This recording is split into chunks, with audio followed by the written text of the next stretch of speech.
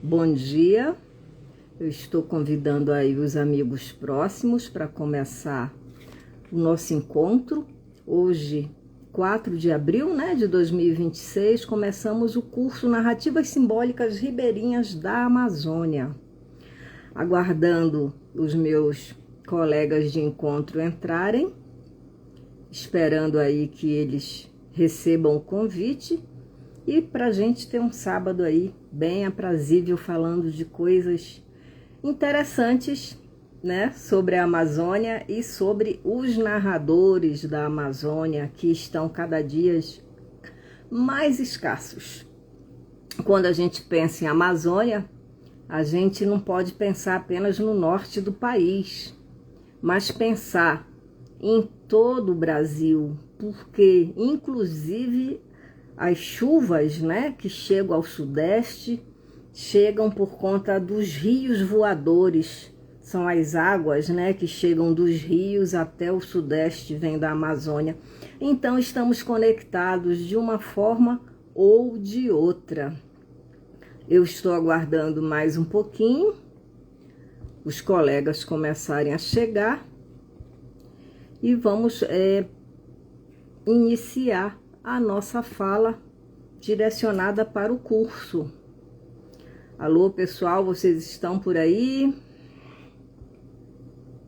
Bom, eu vou começar o curso, já são 11 horas, esse é o nosso horário, programado. Bom dia, Fátima, tudo bem?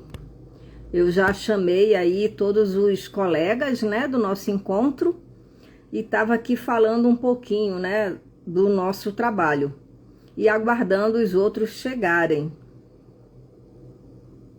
Você pode participar, eu posso chamar até 3 pessoas para participar ao vivo. Você já está aí na tela comigo, viu, Fátima? Então, você precisa aceitar, o convite para você dividir a tela comigo. Ou você pode ficar aí apenas assistindo. Você me ouve bem? Você pode responder se você me ouve bem? Fátima, você está me ouvindo? Fátima, você está me ouvindo? Fátima, você está me ouvindo?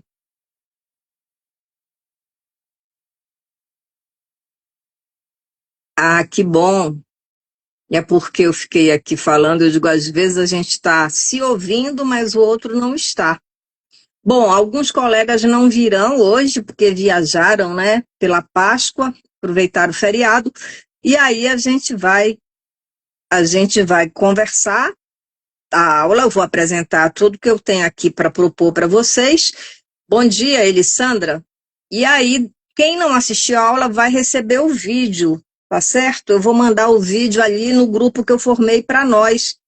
E aí, quem quiser pode até reassistir a aula.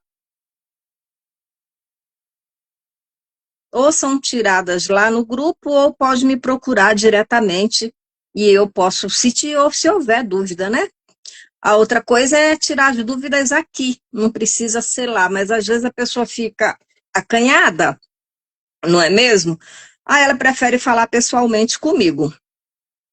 Vamos começar então para a gente não perder tempo, Os outros vão chegando e depois eles recebem o vídeo. Olha, eu comecei aqui com uma pergunta, pensando por que esse tema, por que a temática das narrativas simbólicas aí da Amazônia? E aí eu comecei a pesquisar e a pensar muito, porque são coisas que me incomodam. Primeiro, fazer uma retomada das tradições orais da cultura amazônica. Eu estava falando aqui, vocês vão ver no vídeo, que a Amazônia não está só no norte do Brasil, ela é o Brasil, Ela faz parte do Brasil. E essa retomada das tradições orais é uma tentativa aí de reduzir a velocidade provocada por uma valorização da escrita e da cultura digital. Nessa cultura digital a gente tem as redes sociais, Instagram, TikTok, Facebook, também temos os streams, Netflix, Spotify e outros. Além disso, temos jogos online, que muitos jovens estão praticando muito, jogando muito, porque recebe R$ 200, enfim, recebe algum trocado. E adultos também. Temos aí influenciadores, temos trabalho remoto, temos realidade virtual, temos e-commerce, ou seja, esse processo aí de cultura digital, ele é imenso. E ele vai sugando as pessoas, né? Elas vão sendo absorvidas porque é uma distração, é muito rápido. Então, todo mundo está lá. E aí, primeiro, quando eu falo de valorização da escrita, né? Eu não estou desvalorizando a escrita, que isso fique claro, ela é importantíssima, inclusive ela vem se perdendo também. Eu recebo mensagens abreviadas, né? A escrita está se perdendo. E as tradições orais, elas têm se perdido porque é uma coisa que vai passando de geração em geração, não é mesmo? E os pais, muitas vezes, também estão muito conectados e eles já não conversam tanto com os filhos e vice-versa. Então, um dos motivos é esse, né? Valorização da escrita. Segundo, cultura digital. E aí a gente está perdendo espaço para as narrativas. Esses narradores, eles precisam ter contato e experiência. As narrativas míticas, por exemplo, elas trazem uma poética que é muito importante, que é a poética do imaginário. Isso também está perdido, parece que a gente apenas fala um com o outro. Nós perdemos aquele contato mais próximo de ter uma conversa mesmo amigável, né, ou mesmo amorosa. A temática das narrativas, por exemplo, ela foi muito conhecida, e ainda é, porque eu pesquisei muito isso, como lenda, mas no sentido de como se fosse uma ficção. Mas o imaginário, ele é uma realidade, uma outra realidade. É como se ele fosse uma realidade paralela. Então, ele não é uma ficção. E a outra coisa é as encantarias. As encantarias se pensa logo também numa coisa muito fora da gente, muito longe, fora da realidade, e está na nossa realidade. Então, essas encantarias, é preciso que elas voltem a ganhar corpo nas artes, que isso é muito bom, e nas salas de aula, porque a gente está formando pessoas pensantes, né? Para que as pessoas percebam que isso tem a ver com um contato entre homem e natureza. A autora que eu mandei para vocês, a Miriam Abreu, ela tem um texto interessante, né? Falando de educação e muito preocupada com a educação.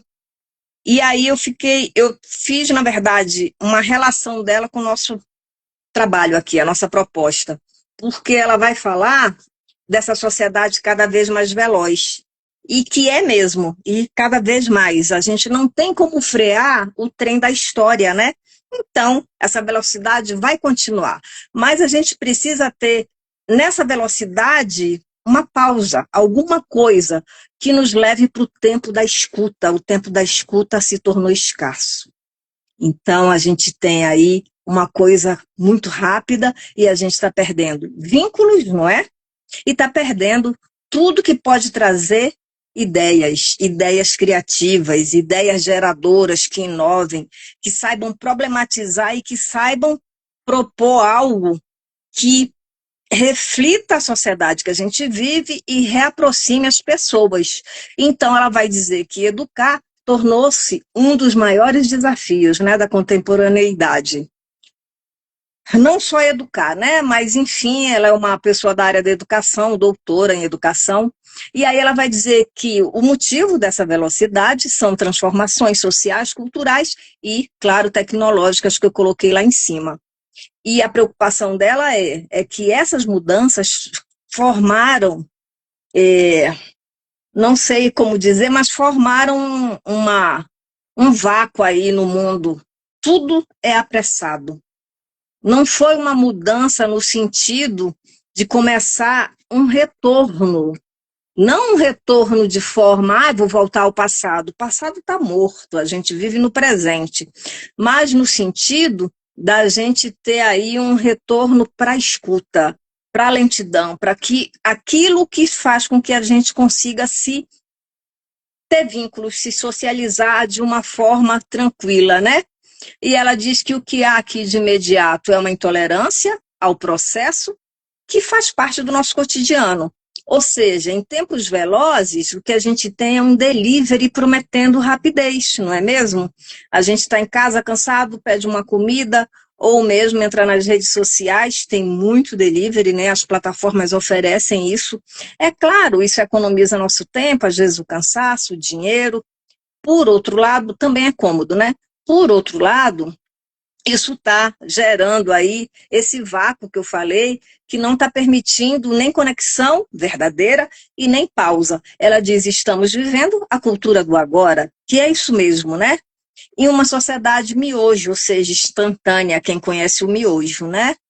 Então, nós temos aí uma ausência de processos lentos de ensino-aprendizagem e na criação artística. A criação artística também sofre isso porque ela está na sociedade. E aí ela passa a ser episódica. Isso não é uma crítica, né? Isso é comentário baseado no texto, pensando que temos grandes artistas, mas temos aí uma perda de processos e perda das narrativas, tanto na sala de aula como nas artes. Então, a gente precisa, e ela fala isso, eu acho muito bonito, é preciso educar para a constância, ou seja, educar para o processo, para o esforço, para a lentidão, e que esses jovens, né, se tornem capazes, sejam cidadãos, né, que consigam ter uma atuação pensante, reflexiva, que saiba lidar com o processo, que saiba lidar com frustrações, que saiba conviver com o outro, sem precisar aí ficar preso a coisas que a gente... Bom, enfim, os jovens, às vezes, eles ficam muito presos a aquilo que realmente não importa. Talvez a gente olhe isso como adulto, né? Mas é só, ela fala aqui que é preciso reconstruir, né, essa sociedade de vínculos que a gente está perdendo. E a experiência. Quando a gente pensa em experiência, a primeira coisa que me reporta é o Walter Benjamin, né, que vai falar aí dos narradores. A gente não vai comentar ele agora, porque a gente mais para frente vai retomar isso. É só para lembrar o porquê de estar trabalhando com narrativas simbólicas ribeirinhas, né? Então ela diz, essa perda da experiência, essa experiência arriscada, essa superproteção faz com que os jovens avancem de uma forma muito, muito apressada, muito sem preocupações, com dificuldades de conversar, inclusive. Eu acho que todos percebem isso. Às vezes eles não dão bom dia, às vezes eles não dão boa tarde, não que isso seja uma obrigação, mas só no sentido de cumprimentar. Eles já não cumprimentam as pessoas, eles não dizem com licença, eles não, parece que estão perdendo mesmo as palavras, né? Ou seja, perderam a capacidade. E aí, o que há para contar? Se eles passam o tempo inteiro conectados, não é? É por isso que a Miriam vai dizer que é tão difícil educar, né? Numa época, numa geração e numa sociedade que está aí muito miojo. Ela diz que o que está faltando aí, né, é um esforço prolongado para a escuta. A gente precisa disso. Quando a gente começar a falar de narrativas específicas, como as lendas, né, ou as narrativas míticas, prefiro falar assim, a gente vai perceber que precisa de um tempo de escuta. Escutar o que ouviu e como nos escutamos, como escutamos essa narrativa. Isso é primordial para a gente alongar, né, todo um processo de valorização, de identidade e do imaginário cultural, que a gente parece que está perdendo isso. Por quê? Porque não tem mais como, né, voltar. Mas tem como fazer uma pausa. Eu acho que a pausa é essa, né? Nessa sociedade de agora, ela diz que a gente vai contra a correnteza, né? E ela finaliza falando que a gente precisa formar cidadãos capazes de enfrentar os reveses da vida, reinventando-se sempre que necessário. A rapidez se contrapõe à imaturidade, e a gente sabe disso, né? E é necessário ensinar que nem tudo é acelerado. E é verdade, nem tudo é acelerado. Só que quem está com o celular já não percebe isso, né? O que eu penso assim é que As narrativas simbólicas, tanto na sala de aula como nas artes, elas podem começar a propor e levar para os espaços, sejam culturais, né, ou de sala de aula, os mitos fundadores, como um ato poético e simbólico, né, dos tempos primordiais. Que é isso que as narrativas têm e trazem até nós. É uma riqueza tão grande, quando a gente começar a falar sobre elas, vocês vão perceber, que a gente fica ensimesmado, na verdade. A gente se volta para dentro de si mesmo, né? Fica naquele estado de, nossa, quanta beleza. E isso é muito bom. Alguém quer perguntar alguma coisa ou eu passo adiante? Tá tudo certinho aí? Alguém quer falar? Elissandra, Fátima? Bom, a minha introdução era mais para falar isso, né? Por que escolher as narrativas simbólicas, né, ribeirinhas? Era mais para a gente fazer essa pausa, era mais para a gente pensar, né, nesse tempo de escuta. Eu vou falar aqui um pouco de alguns conceitos que têm a ver com as narrativas, para a gente ir começando. Primeiro é o arquétipo, né, do Jung, onde ele vai falar que o arquétipo, e isso é muito interessante, já existia, é uma expressão desde a antiguidade, desde Platão. E ele diz que ele se apropriou disso, né? Esse arquétipo, ele vai falar dos tempos primordiais, e o exemplo que ele dá é, quando Deus surge, ele é uma ideia pré-existente ao fenômeno da luz, porque a luz vem depois, né, quando ele diz faça-se luz, ou, né, o mundo ainda não existe. Por exemplo, no primeiro dia que a gente conversou na live, eu falei um pouquinho da narrativa dessana, da mitologia, né, da Ieba Burô, que é a avó do mundo, ou seja, um mito de criação. E ela, o tempo inteiro que ela começa a criar, o que ela faz antes da luz. Então, o Jung vai dizer que os arquétipos estão bem antes, são ideias preexistentes. De forma prática, o que são os arquétipos? Eles são moldes, eles são modelos, e eles estão no inconsciente coletivo. Então, todos nós, sem nenhum, né, não tem exceções, somos influenciados por esses moldes. E eles estão presentes na nossa cultura, né, além do inconsciente, é claro, presente nos mitos, nas histórias, né, e em tudo, nas instituições, os arquétipos estão aí, o tempo inteiro no nosso cotidiano. Então, não tem como pensar na vida sem os arquétipos, assim como pensar que esses arquétipos, eles estão associados ao imaginário.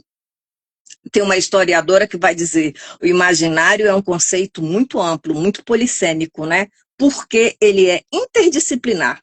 Você encontra imaginário na antropologia, na história, na psicologia e na sociologia.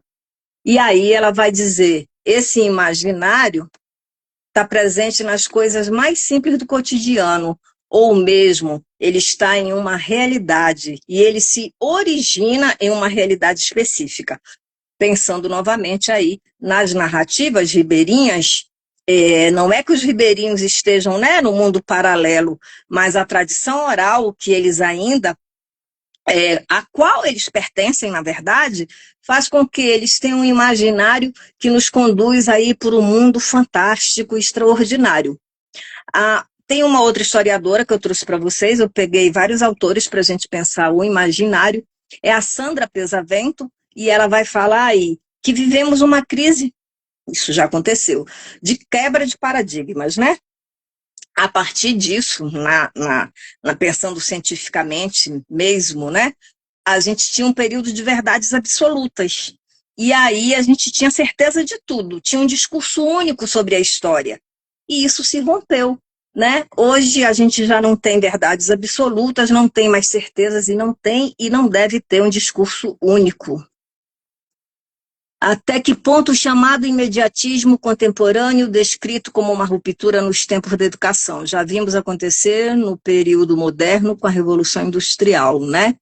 Sim, a gente viu, eu vou te responder agora, a gente viu sim, na Revolução Industrial, uma ruptura. A gente tinha um tempo mais lento, pensando em trabalhadores campesinos que migram para as cidades para ter trabalho nas indústrias. Isso foi uma ruptura. Naquele contexto, isso foi uma mudança brusca. Mas a vida não se tornou veloz no sentido de hoje. O contexto era outro, esses homens viviam para o trabalho, do trabalho para casa, não é mesmo? Não tinha as diversões e o excesso de atrações e conteúdos e, sabe, de chamamentos que nós temos hoje. Hoje, por exemplo, você entra num ônibus e vê as pessoas todas no celular, 90% no celular. Isso é uma distração imensa, não é mesmo? E esse homem da Revolução Industrial, não. Ele ia voltar para casa, ou ele ia tomar um café, ou ele ia tomar uma cachaça, né, com seu colega trabalhador. Então, assim, esse imediatismo, ele é de hoje. Naquele contexto, não tinha essa visão, não se tinha essa percepção social de imediatismo. Porque viver o presente, todas as sociedades vivem, né? E todas as sociedades são contemporâneas no seu contexto. Então, assim, era contemporâneo deles o trabalho, as reuniões políticas, inclusive, e públicas. A Revolução Industrial gerou muito desacerto entre patrões, né, e trabalhadores. Então, eles se reuniam para discutir o trabalho, para pensar a carga horária pesada, para pensar em greve, para pensar em sabotagem, que existiu muito nesse período nas fábricas. E aí, a gente não pode assim considerar imediatista, sabe? Esse contexto deles. Eu não sei se ficou claro, mas aí você me responde. Hoje é imediatista porque você pega um celular, vai no iFood, por exemplo, e diz, eu quero comer sei lá, um sanduíche, né? Em 10 minutos, 20, está na sua casa. Isso não existia. Não tinha esse imediatismo, é nesse sentido, sabe? Você simplesmente pega seu celular e paga sua conta no banco. Eles tinham que ir ao banco, não é mesmo? Então, você percebe que há uma grande aí diferença de contexto, por isso, naquele momento, né, não era imediatista, era uma ruptura, sem dúvida, uma ruptura de tempo. Eles passam a ter um tempo mais acelerado, mas não imediatista, tá certo? Aí, então tá, ficou claro. Qualquer coisa, pergunta que eu vou respondendo, porque aí eu estou vendo aqui o texto, né, mas vou olhando aqui. O imaginário, ele ficou aí conceituado como uma representação do real, uma referência ao outro, à ausência. Isso parece, né, muito complexo, porque ele se reporta aí a algo não explícito e não presente. Porém, quando a gente pensa em contextos diversos, ou quando a gente pensa em seres sobrenaturais, né? Como, vou dar exemplo, o boto, né? O que é essa presença, o boto? O boto é um golfinho de água doce? Perfeito.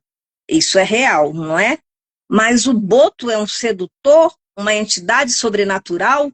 Ele é um guardador das águas dos rios, porque ele é isso no imaginário ribeirinho. Ele não é só o sedutor que engravida as moças. Ele é muito mais que isso. Ele protege também a natureza, né? E por isso, muitas vezes, no imaginário ribeirinho, não só da Amazônia, ele vai virar uma embarcação, né? Eles vão fazer uma façanha sobrenatural com alguém que está prejudicando o meio ambiente. Então, assim, isso faz parte de você falar de algo que está ausente dessa realidade imediatista. Por exemplo, o que é o Urupari, que chamam de Juripari, né? Ele era um demônio? Quem disse que ele era um demônio? Senão os missionários portugueses. Na verdade, ele é considerado uma entidade guardiã da floresta, né? E ele é muito interessante porque ele é uma entidade noturna. E ele é aquele conhecido em algumas sociedades, não são em todas, né, como aquele que rouba os seus sonhos. Olha que interessante, porque ele aparece para você nos seus sonhos, porque dizem que se você vê ele pessoalmente, talvez você não sobreviva. Esse é o Jurupari, que a gente fala Urupari. E ele, além de ser um senhor de sonhos, né, e roubar seus sonhos, ele era um criador de leis, ele reformou a sociedade onde ele surge. Quando a gente for falar né, dessas narrativas específicas, a gente vai ver isso. O Curupira protege também a floresta, mas protege os animais. E ele tem, eu tenho uma narrativa riquíssima, vocês vão receber esse material, onde ele fala, o moço, né, que está narrando fala, olha, você ouviu um ruído na floresta, algum grunhido no mato, eles falam assim, né, ou um assobio muito forte, é Curupira que está chegando, então corra, porque você está fazendo alguma coisa errada e ele vai te pegar. E temos aí mais um exemplo, né, do que é esse imaginário, do que é essa ausência que é uma presença. O imaginário está aí representando aquilo que não está explícito. A boiúna é uma senhora das águas, é a cobra grande. A boiúna é uma entidade metamórfica. Por quê? Ela pode se transformar, segundo as narrativas, em um grande barco iluminado.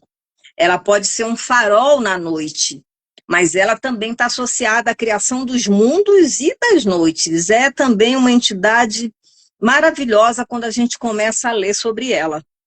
Isso é imaginário amazônico. É aí que você tem uma presença ou algo que não estava explícito. Por exemplo, quem vive nas cidades não consegue, de repente, acompanhar, né, esse raciocínio. O Gilbert Durand é um autor assim, muito conhecido, né, por falar, ele tem um livro só sobre imaginário, mas ele tem uma concepção muito filosófica e muito densa. Então, para a gente não ficar nessas discussões e perder o nosso foco, eu trouxe aqui somente um pedacinho quando ele diz: o imaginário é um conjunto de imagens que constitui o pensamento do Homo sapiens. E o imaginário é isso mesmo, porque, né, quando a gente está pensando em narrativas simbólicas, pensando no boto que se transforma no homem, numa cobra que se transforma num barco ou num navio iluminado, né, ou num curupira que vai aí assobiar e te assustar, porque é estridente, né?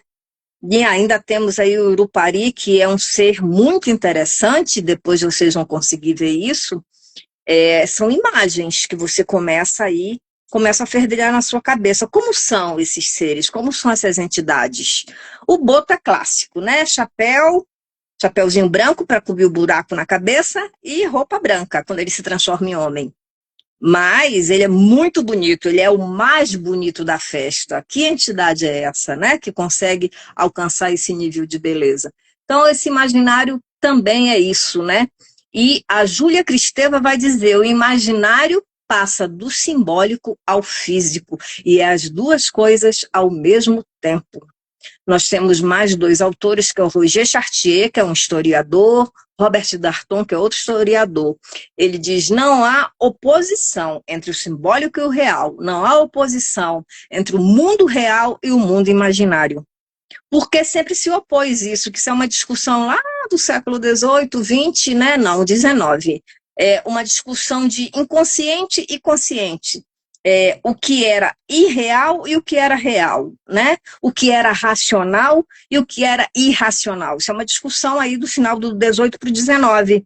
E quando a gente quebra essa ideia de verdades absolutas, a gente começa a ver aí que o que nós temos é real e imaginário, juntos eles são a mesma coisa, eles estão conectados. Isso é importantíssimo, porque a gente separa, né? Quando alguém te conta alguma história, porque tem o que contar, que você acha que é assombrosa, você diz: ah, isso é mentira, porque você está separando aí o real, né, do imaginário, e eles são uma coisa só. O que você pode fazer é dizer: eu conheço essa pessoa, ela está me contando uma coisa que aconteceu com ela.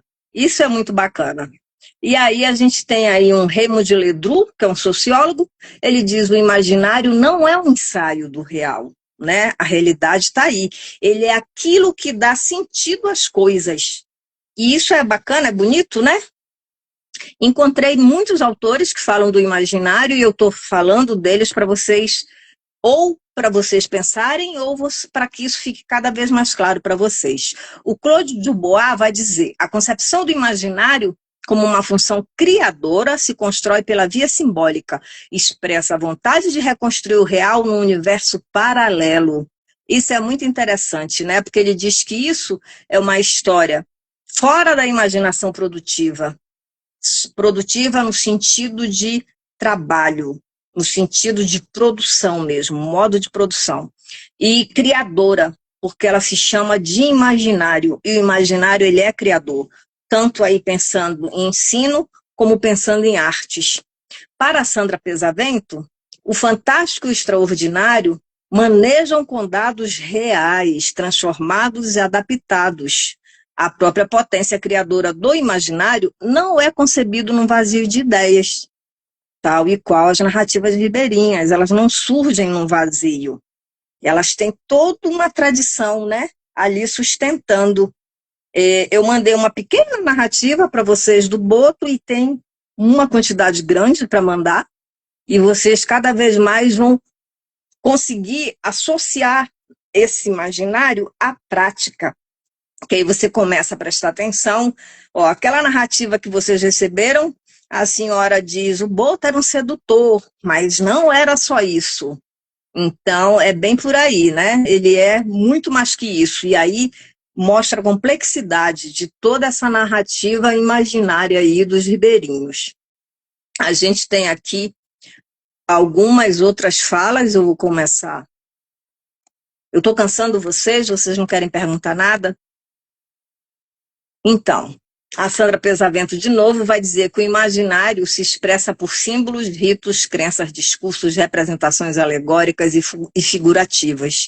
É uma representação, uma simulação, sentido e significado, onde verdadeiro e aparente se mesclam.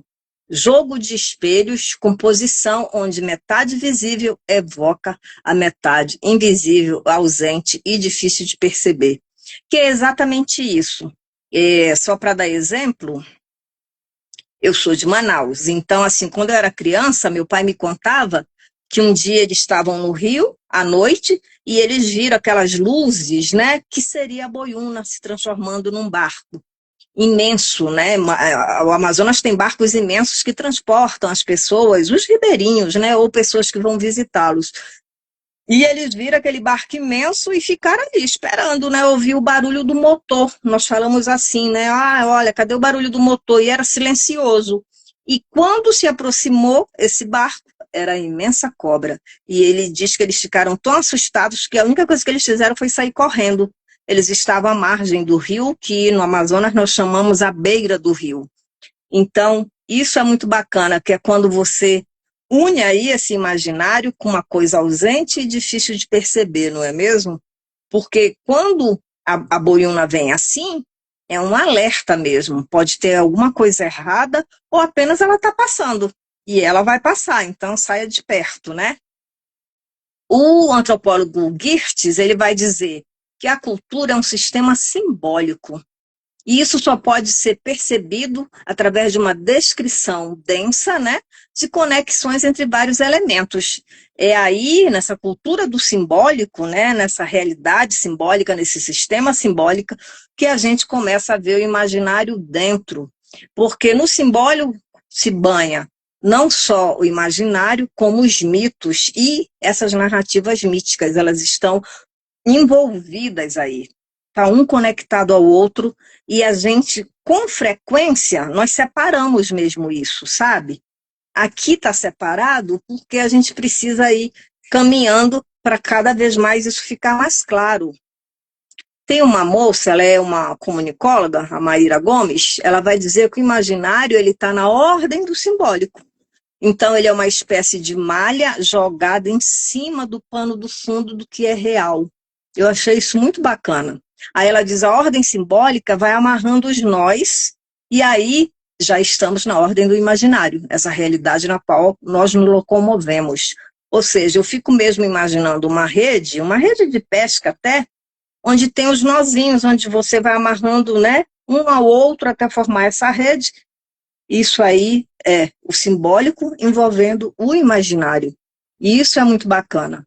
E é nesse aí percurso, né, onde nós nos locomovemos, que a gente se depara com arquétipos e os mitos. Os arquétipos que são elementos aí para a gente entender, né, a nossa sociedade, o que é imaginário, o que é simbólico. Então, Jung recupera essa ideia primordial, essa imagem primordial, né, já pensando lá quando eu falei que ela aí é preexistente à luz, ou seja, o arquétipo já estava aí, né, quando Deus aparece. E o arquétipo é uma das primeiras imagens que vem à mente dos seres humanos, segundo o Jung, né? Então, nós podemos pensar como uma matriz primordial que é preenchida cultural, historicamente, por imagens e símbolos. Arquétipos são núcleos organizadores culturais dos sujeitos. Então, o nosso modo de viver, de pensar, de agir, tem a ver com os arquétipos, assim como o Joseph Campbell vai dizer, os mitos somos nós. Porque os mitos, quando eles surgem, né, como criação do mundo, ou seja, até de uma instituição, eles trazem um modelo de sociedade.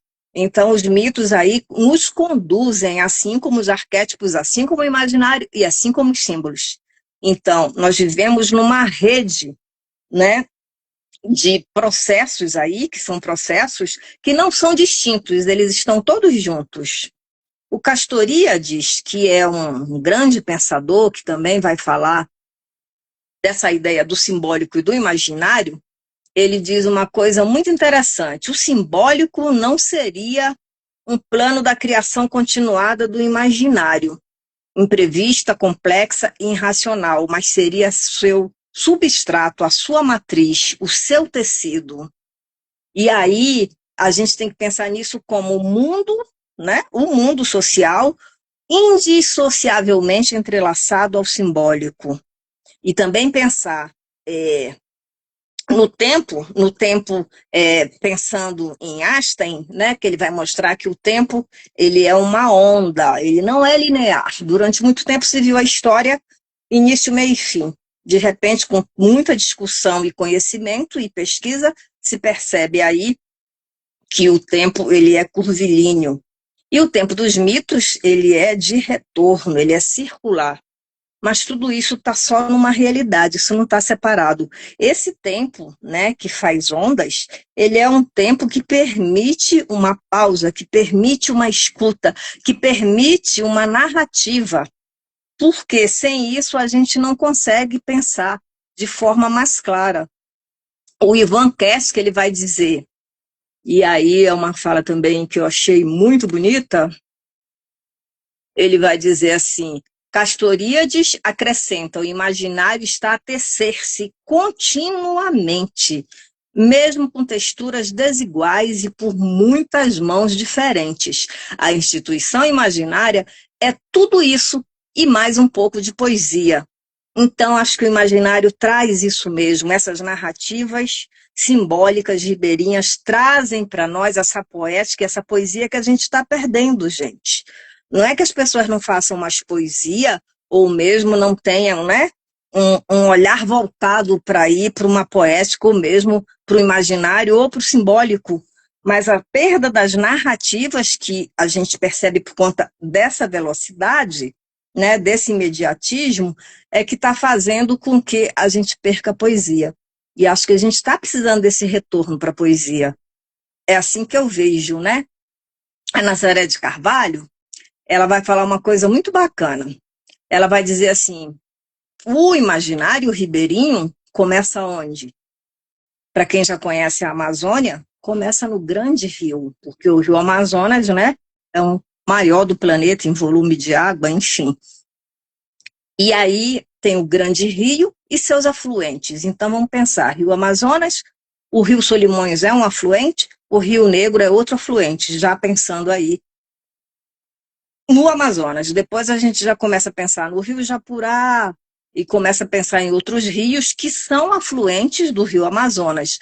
Esse grande rio que tem menores rios também tem os igarapés que desaguam, né? Nesses são os canais. Quem conhece a região, ou mesmo por imagem, os igarapés são pequenos canais, que são como pequenos rios. E eles estão circundados por quem? Pela magia da floresta, que é um patrimônio imenso, ainda é, né? Tanto de verde, como de fauna, como, né? E flora. E aí nós podemos pensar, é aqui que o imaginário amazônico se alimenta. Esse contato homem-natureza, a convivência de quem senta à margem do rio, ou mesmo a gente fala à beira do barranco e contempla essa água, e contempla essa beleza da floresta, os silêncios e os sons. A gente consegue mergulhar nesse imaginário e percebe o quanto ele tem aí para oferecer para a gente, né? Diversamente de quem está aí em Manaus, em Porto Velho, Rio Branco, Acre, Macapá, Belém, ou mesmo quem está em Belo Horizonte. Porque quando a gente está na cidade, a gente perde um pouco esse contato com a natureza, não é mesmo? E aí a gente vai se apartando, o que não acontece com quem está próximo a isso. A gente se aparta da floresta, dos rios, né? A nossa comunhão com a natureza começa aí a se perder.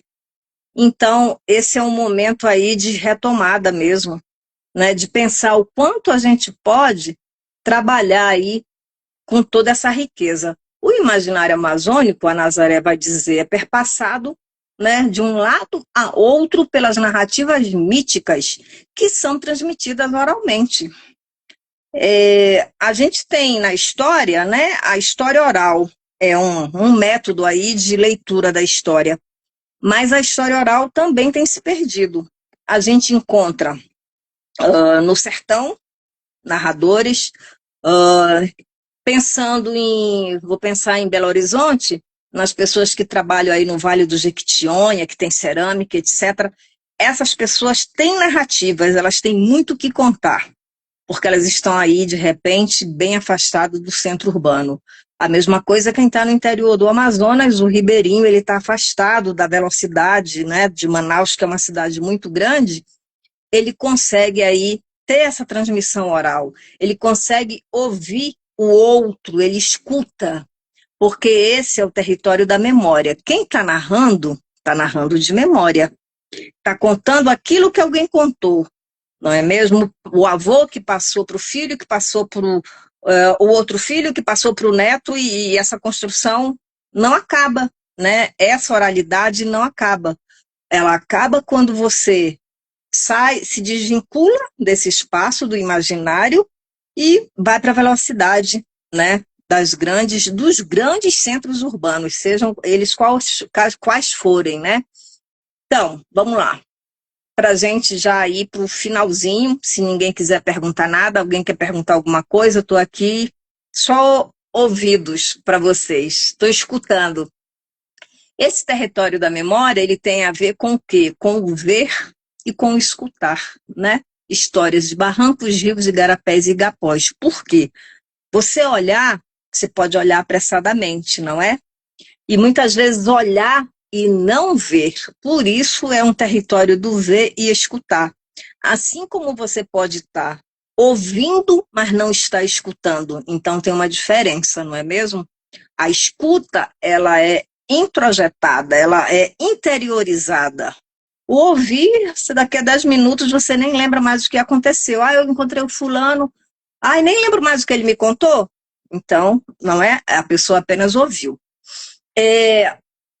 Por exemplo, as narrativas operam como expressões de cosmologias vivas e como dispositivos pedagógicos voltados à transmissão cultural. Sim, as narrativas operam, né, elas são isso, né, elas são expressões míticas, né, de cosmologias, cosmovisões, e elas estão vivas. Só que elas estão apartadas, né? A intenção é trazer isso, como eu falei, ou para um espaço cultural, ou mesmo para a sala de aula, onde a gente vai pensar pedagogicamente, né? Como que é transmitida essa cultura? Como a oralidade chega até nós? Como isso faz com que nós consigamos olhar para a nossa cultura? Porque, pensem, com a revolução tecnológica, foi uma revolução, né? Foi uma ruptura. Os jovens, pensando em jovens mesmo, aí adolescentes de 12, 15 anos, a cultura deles, para eles, é o celular. Eles não têm um ou outro, né? Sempre terá, que está um pouco afastado, mas tem aqueles que estão ali viciados. Eles não percebem que esse vício é um projeto para absorver exatamente esse jovem, para tirar ele de reflexões, de pensamentos mais aprofundados. Ali é sempre o rápido, o apressado, o banal. Ai, desculpem. Não é mesmo? Ele olha e ele ouve, ele não vê e escuta. Ele não consegue, geralmente, eu não estou generalizando, né? Ele não consegue ter uma reflexão sobre aquilo que ele encontra nas redes sociais, aquilo que seduz, que puxa ele, né, para dentro do celular. Por horas, você entra ali para ver uma coisinha, aí vem outra, e outra, e outra, e outra, e outra, e você vai ficando, você fica horas. Em média, o brasileiro fica 5 horas no celular. É muito. Os países ditos civilizados, mesmo que não sejam, mas que têm adotado medidas para reduzir o impacto, né, do celular, do uso excessivo, 2 horas, 1 hora. E até o permitido mesmo, né? Pensando aí em neurologicamente. Exatamente. Você ficar no celular é uma fuga mesmo de reflexões. Você está muito apressado, está muito rápido. O que é o miojo? Um macarrãozinho frito, pavoroso. Eu provei uma vez, me deu enjoo, graças a Deus, nunca mais comi. Eu queria provar por curiosidade. Joga aquela água nele, mexeu, pode colocar aquele molho que vem horrível também e comer. Em quantos minutos você faz isso? Em 5? É exatamente isso, não tem reflexão. É diferente de você ter um cuidado de fazer uma salada, cortar um tomate, um pepino, ou mesmo um brócolis, não é? Fazer uma salada primorosa que você come com tanto prazer, finalizar com uma castanha, um azeite. Você leva um tempo fazendo essa salada, mas olha o prazer, né? Olha o que ela te traz. Convidar um amigo para ter aí um momento de comunhão, convidar a família. O miojo é comer, em alguns locais de trabalho se vende miojo, para a pessoa jogar aquela água e comer aquilo. Cadê a reflexão? Não tem tempo para reflexão. Não há interesse que haja tempo para reflexão. Não é mesmo? Não há interesse. Por isso, a gente está perdendo as narrativas, em todos os sentidos, não só as míticas, né? As narrativas, como eu falei lá em cima, que a professora fala, a Miriam Abreu, você tem jovens super protegidos, que não têm mais experiência, a experiência foi riscada da vida deles, que não têm mais reflexão, que não conseguem se frustrar, eles precisam ter tudo ao mesmo tempo, se não tem, eles logo ficam melindrados e se quebram como um cristal, e a gente precisa ter jovens aptos a pensar, a escutar, a ter ações e projetos, né, de longo prazo que tragam reflexão, mas no imediatismo não é possível ter reflexão, né? Não é possível perceber a cultura que você está inserido. Nem isso você percebe mais, você está num mundo globalizado. E que mundo é esse? O que ele te deu em troca? Se ele tirou o teu próprio, que é a tua cultura, a tua identidade, como é que você se vê inserido nisso? Pensando em pessoas muito jovens, né? Eles nem percebem isso. A cultura deles é comer, dormir, sair para balada, não sei, trabalhar. E é isso, é só isso. É tudo muito mecânico. Não são todos, mas a maioria é isso. E a maioria é a maioria que vota, né? Então, a gente precisa voltar aí para as encantarias, né?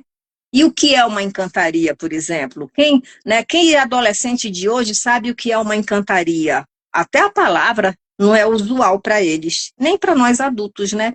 A encantaria, ela é um entrelugar.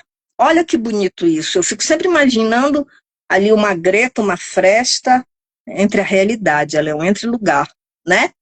Ela está entre o humano e o sagrado, né? Entre nós e a floresta, entre nós e os rios, entre nós e esses deuses e essas façanhas e esses entes sobrenaturais que nós esquecemos, deixamos para lá, né? Nós não ouvimos, nós não escutamos. E essa natureza, de onde que ela vem? Ela vem dos relatos de família, ela vem dos relatos de parentes, né? Ela vem aí do mundo dos encantados. Então, tem aquela frase assim, cuidado com o boto, né? Não deixa ele te olhar. Eu não sei se no Macapá tem isso, mas em Manaus, no Amazonas, né, quando a gente ia fazer algum passeio de barco, como a gente fala lá, as pessoas diziam, não deixa o boto te olhar. Eu não entendia quando eu era criança o que isso queria me dizer. Como assim o boto vai me olhar? Não é? E, na verdade, o boto te olhar, ele pode te causar ou um encantamento, ou ele pode te causar um mal. Ele vai te lançar um mal. Você vai voltar para casa ou com febre, ou esquisito, ou você vai querer se jogar no rio. Existe aí todo um processo quando o boto te olha. Então, é preciso tomar cuidado com isso. Isso é extremamente interessante, porque quando a gente faz passeio de barco, um turista, ele vai ver o boto, ele vai achar lindo, maravilhoso, ele nem imagina que ele pode ser levado para uma encantaria, que é esse entre-lugar que está no fundo dos rios, né? Então, ele não vai voltar, certamente ele vai ficar lá numa encantaria. E eu acho maravilhoso, a gente precisa voltar a encontrar essas encantarias. Essas encantarias, segundo o José Barros de Assunção, estão presas a um tempo que não é veloz, né? É um tempo mítico, circular, como eu falei, que é ritualizado, né, pelos mitos. Vamos pensar num mito bem próximo de nós, né? O cristianismo. Que bom que tem no Macapá isso. A cada Natal é ritualizado o nascimento, o suposto nascimento de Cristo. Isso é uma narrativa mítica, né? Se a gente for pensar. Esse é um tempo que precisa ser retomado. Ele precisa ser reversível. O tempo das encantarias e o tempo onde se banham os mitos, os arquétipos, os símbolos e o imaginário. Isso é muito interessante. Isso é complexo? Mas isso está no nosso cotidiano. Essa frase de não deixa o boto te olhar, ainda hoje você encontra ela pelo interior do Pará, do Amazonas, né? Do Macapá. A Elissandra é do Macapá e acabou de dizer que ainda tem isso. Então, a gente precisa ter essa retomada. A Fátima quer perguntar alguma coisa? Vamos lá. Se quiser, você digita aí que eu respondo. O Mircea Eliade é um grande mitólogo, um dos maiores, né? Historiador das religiões e etc., um grande pensador. Ele e Joseph Campbell são os maiores pensadores sobre mito, né? Sobre o que é mito e como ele funciona na sociedade. O Mircea Eliade diz que a definição menos imperfeita para ele de mito é que o mito conta uma história sagrada, relata um acontecimento ocorrido no tempo primordial. E esse tempo é o tempo da fábula, do princípio. Não quer dizer que é ficção ou não é verossímil. É um tempo verdadeiro e fabuloso. O mito narra, né, as façanhas dos entes sobrenaturais como uma realidade passou a existir. E aí eu vou voltar de novo, lembrando para vocês, na nossa live, quando eu li um trecho do mito de criação Dessana, né? Os Dessana estão no Alto Rio Negro, no Amazonas. É uma região, inclusive, muito bonita, onde Iebaburô cria o mundo. Ela está mostrando a façanha dela. Por quê? Porque ela fuma um cigarro, ela mastiga o ipadu, não é mesmo?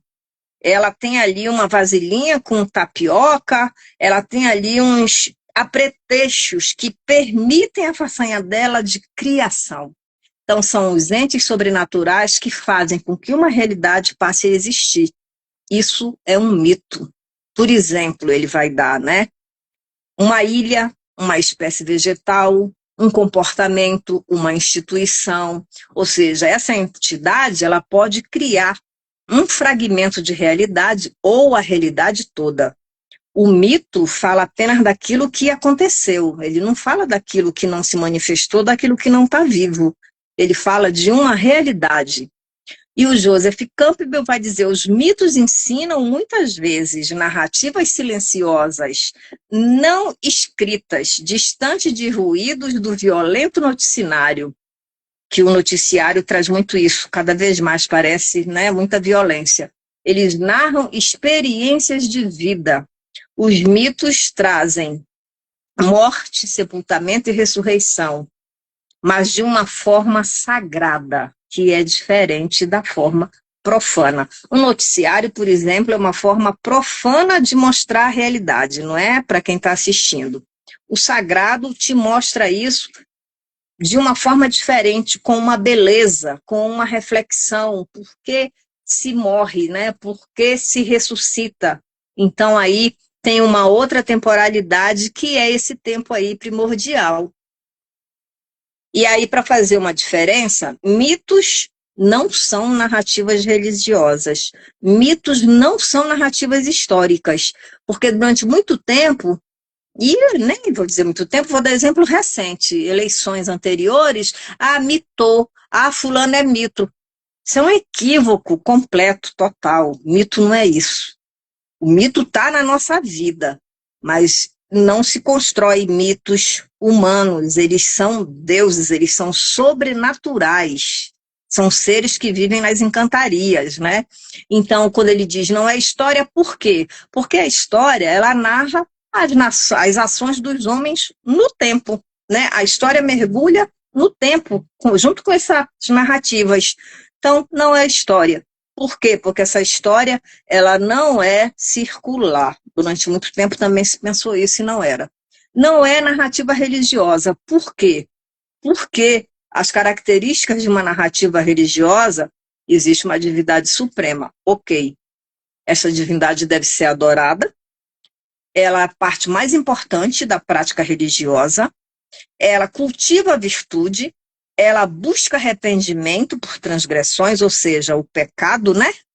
E você é recompensado ou punido. Isso seriam características gerais de uma religião. O mito não tem isso. O mito tem uma divindade, mas ele não te pune, você não passa pelo pecado, não é mesmo? Quando os deuses te punem, é por outros motivos, não porque você transgrediu.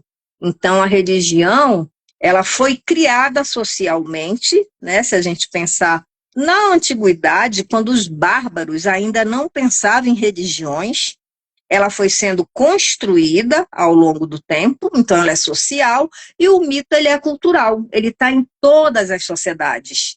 Não tem como escapar dos mitos. Toda a sociedade é mapeada por um mito de criação, seja ela, né, uma grande sociedade como a germânica, seja ela lá no Alto Rio Negro, na cidade de São Gabriel da Cachoeira, no Amazonas. A estrutura dos mitos é diferente, né? E aí o Campbell vai dizer, constitui uma história de entes sobrenaturais e suas ações. É uma história considerada absolutamente verdadeira porque se refere a realidades. Ela é sagrada porque ela é obra, ela é fruto, né, da criação de entes sobrenaturais. O mito se refere a uma criação, ele conta algo que veio a existir. Ele também cria aí um padrão de comportamento, uma maneira de trabalhar com coisas já estabelecidas. O mito conhece a origem das coisas, chegando mesmo a dominá-las, manipulá-las. Não se trata de um conhecimento exterior, mas de um conhecimento vivido ritualmente, narrado cerimonialmente. O mito, de uma maneira ou de outra, vive-se o mito no sentido que se é impregnado pelo poder sagrado e exaltante dos eventos rememorados e ritualizados todos os anos. Sociedades indígenas, com seus mitos, são ritualizados, né? Quando a gente pensa no ritual da moça, quando a gente pensa no ritual ali que a gente tem das formigas, né? Que é um ritual intenso, onde eles colocam a mão ali naquela cesta, sentindo dor por 12 horas ou mais, né, é o ritual de passagem.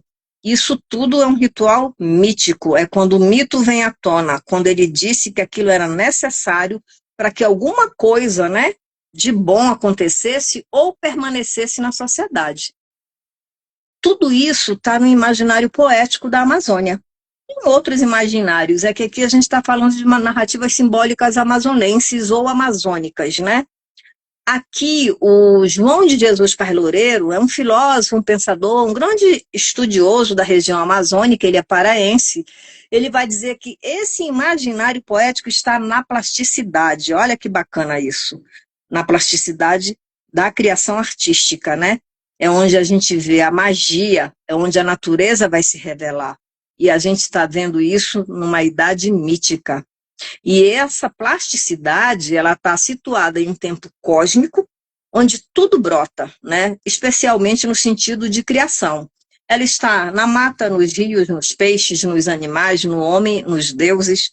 Esse imaginário amazônico, ele estabelece uma comunhão com o maravilhoso. Eu, assim, se a gente for pensar no maravilhoso, né, como algo que que está distante da gente, não é isso. Esse maravilhoso, ele está presente na nossa vida. O que falta é a gente entrar nesse período aí, ou nessa fase de devaneio, que é o que ele vai dizer, nesse devaneio, nessa contemplação do rio e da floresta, é onde a gente vai fecundar, né, esse mito, esse imaginário e essa plasticidade. O homem da Amazônia foi dominado pela natureza, enquanto, né, ia dominando, ele dominava e era dominado por ela. Eu trouxe para vocês um exemplo de imaginário que eu gostei muito. E aí eu vou só afastar aqui rapidinho e devolvo, peraí.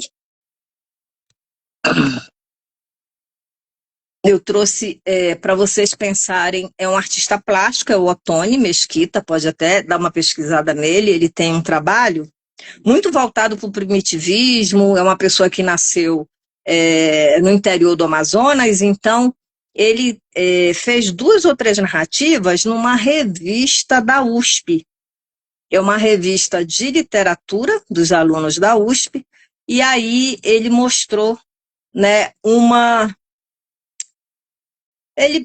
assim, ele não fez uma narrativa original, vamos dizer assim, ele recriou. Ele trouxe, né, uma façanha de um ente sobrenatural que está presente no imaginário amazônico e mostrou como isso é possível. Para quem está próximo aos rios, sabe que isso é possível sim. Desculpem, eu estou com muito calor. E aí o título da narrativa dele é Punição, Peia um Sebastião. Né? A peia é uma surra, né, que a gente leva.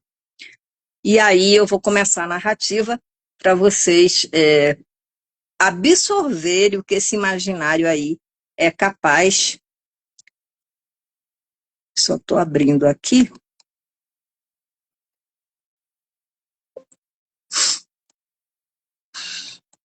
Então, Sebastião, um homem com pouco mais de 30 anos e 7 filhos para criar. Não era nativo do lugar, veio de um lugar muito árido. Chegou menino com muita fome para saciar, coisa que não conseguiu superar. Era um sujeito áspero, todavia pacato com os seus, mas não tinha noção das forças da natureza. Para ele, todas as coisas eram para servir o homem. Ai de quem se intrometesse nesse caminho. Não acreditava nas entidades da floresta, nem nos encantes do rio. Só pensava em garantir a comida na mesa. Era sobrevivência imediata. Vivia do pequeno roçado, da pesca e da caça silvestre. Sebastião não sabia outra maneira de se comportar. Foi moldado na marra pelas necessidades de trabalhar. Não sobrava qualquer tempo para olhar a beleza do céu ou do luar. A paisagem, assim como o rio, era apenas um campo para alimentar e navegar. Uma vida muito dura, uma luta constante para avançar. A disputa constante, tudo para enfrentar. Cada passo avançado, cada palmo de terra conquistado, um trabalho constante a realizar. Uma batalha que não havia como ganhar. Certa vez, Sebastião estava sozinho em sua canoa. Remava rapidamente em direção à malhadeira, que estava estendida próxima a alguns vegetais. Era o almoço que tinha que assegurar. Chegando bem perto, ficou muito irritado ao perceber que a sua malhadeira estava quase destruída. Um boto se debatia, tentando escapar da teia e linha e se desvencilhar. Estava num emaranhado nos difíceis e não sabia como escapar. Boto ladrão, ainda arrebentou minha malhadeira? Vou te matar, para tu aprender a não me roubar mais. Não contou dúvida, pegou a espingarda que carregava para caçar. Foi um tiro certeiro, bem na cabeça do mamífero a agonizar. Matou covardemente o pobre do animal, que já se encontrava refém. Para Sebastião, aquilo não era nada. Em poucos dias já havia esquecido o fato trágico. Algum tempo depois, quando remava sozinho, na tranquilidade do mesmo lago, teve uma surpresa. De repente, lhe puxaram o remo, deixando a canoa à deriva. Não teve medo, mas ficou surpreso com o inesperado daquela situação. Parado, quis entender o que se passava, pois estava sendo levado no sentido contrário ao da correnteza, arrastado para o meio do lago. A canoa foi balançada e girada como um carrossel, até deixá-lo tonto. O caboclo, como se estivesse chirrado. Chirrado é bêbado, né? Em seguida, emergiram muitos botos, a saltar por todos os lados. Alguns batiam violentamente contra o fundo da embarcação, até conseguir virá-la. Apavorado, o caboclo, que mal sabia bater água leve, teve que bebê-la ao mesmo tempo em que começou a peia. Foi uma surra violenta, bateram tanto, tanto e com tanta força que ele esqueceu até o próprio nome. Com o corpo todo machucado, foi arrastado até as margens do rio. Era somente uma lição para aprender a respeitar as leis da natureza que tanto regem o rio. Essa é uma narrativa do imaginário caboclo, né, simbólico dos ribeirinhos do Amazonas. É muito interessante essa narrativa. Vocês querem falar sobre ela? Ficou claro? Não? Eu tenho uma outra aqui. Estou buscando ela para falar para vocês, assim, para isso, se a gente pensar aí na fala, né, nessa narrativa, de alguém que é de fora, porque ele não era do Amazonas. No Amazonas, durante século XVIII em diante, a gente começa a ter aí a chegada dos nordestinos, né, que vão aí sobreviver nos seringais. Vão ficando e nem sempre se consegue alimentação como ele mostrou aí. Era uma grande dificuldade, né? E o que ele mostrou? Que um estrangeiro que não conhecia nada da região, que não se importava, né, com o que estava encontrando, simplesmente matou um boto. E o que os botos fizeram? Deram uma lição nele. Então, essa narrativa é muito clara, né, muito clara, de todo esse imaginário que permeia a Amazônia. A gente tem uma outra muito interessante que eu quero ler para vocês. Eu pensei que ela estava aberta, mas não está. É da Mundica. Mundica, cadê você? Essa, então, é muito rica, essa da Mundica, e ela é uma das mais comuns na região, porque é uma narrativa também de boto, mas é a narrativa aí da sedução, né? Porque o boto é conhecido por alguém que seduz. E achei. E ele é um sedutor que ele não fica, depois que ele engravida a moça, ele vai embora. O que acontece é assim, ele fica voltando. Ele não cria os filhos do boto. Por exemplo, as pessoas falam no interior, né? É filho de boto? Cadê o pai? Se a moça não apresenta um marido. Porque ele volta para encontrar com ela, mas ele não cria os filhos. Quem pode criar é uma outra pessoa. O Otônio Mesquita tem uma outra narrativa, que eu achei essa aqui belíssima, que mostra bem e ilustra bem esse imaginário ribeirinho. O título deixa eu olhar aqui, Mundica. Meu computador é meio lento, viu? Desculpem aí. Mundica e o Boto, a libertação. Mundica, a Raimunda, era uma caboclinha bem animada, muda e graciosa. Todos os dias, no fim da tarde, ia tomar seu banho na beira do rio. Gostava de pular do barranco, em frente ao barraco. Deixava os cabelos voarem ao vento, mergulhava no rio com muita alegria, apesar de sozinha. Um dia veio o Boto. Ela viu, mas não ligou. Ele se aproximou docemente e a cercou. Ela achou o bicho bonitinho e até brincou. Ele gostou e se aconchegou. Quando percebeu, estava com o corpo empinado, colando-se todo ao seu. Abraçou com carinho e bem apertadinho. Ficou encantada com o bichinho. Logo, ele sumiu nas águas, com a mesma magia com a qual surgiu. Depois daquele dia, os banhos de rio não eram mais os mesmos. Oi, Orange? É possível considerar o mito? Eu vou ler aqui para Fátima ouvir. Orange, só o texto do Ottoni é possível considerar o mito não apenas como objeto de análise, mas como método, isto é, como uma forma legítima de produzir conhecimento sobre a realidade? Olha, o mito, ele não é só um objeto de análise, né? Mesmo porque a gente vive nele, a gente está mergulhado nele, mesmo que inconsciente, por isso os arquétipos, né? Por exemplo, a Fátima me falou de um texto que ela estava lendo sobre o arquétipo do trickster.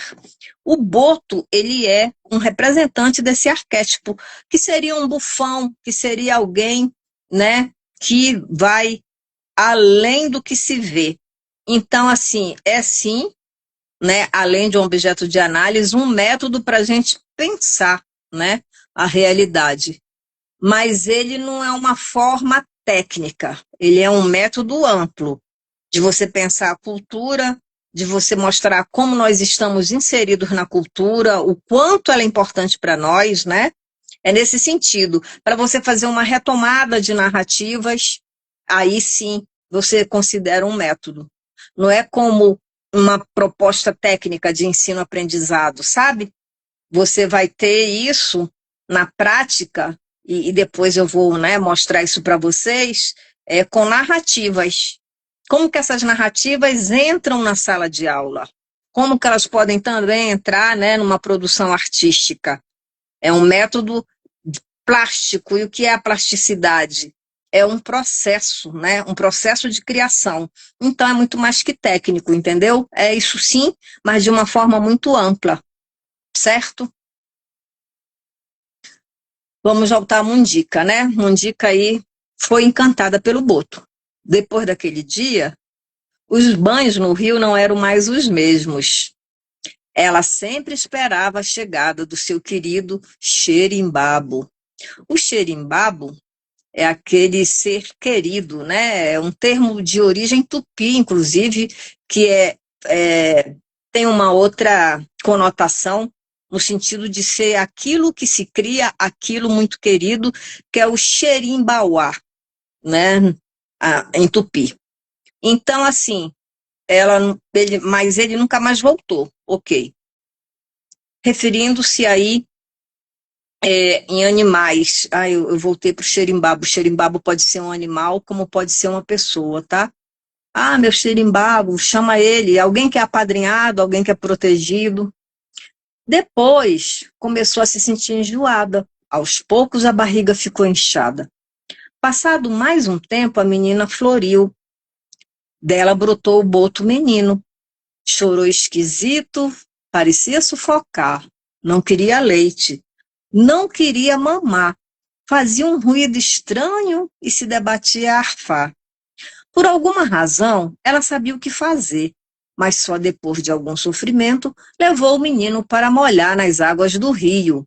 Segurou com toda delicadeza e cuidado, temendo que ele escorregasse e se afogasse nas águas. Primeiro, mergulhou as perninhas do curumim.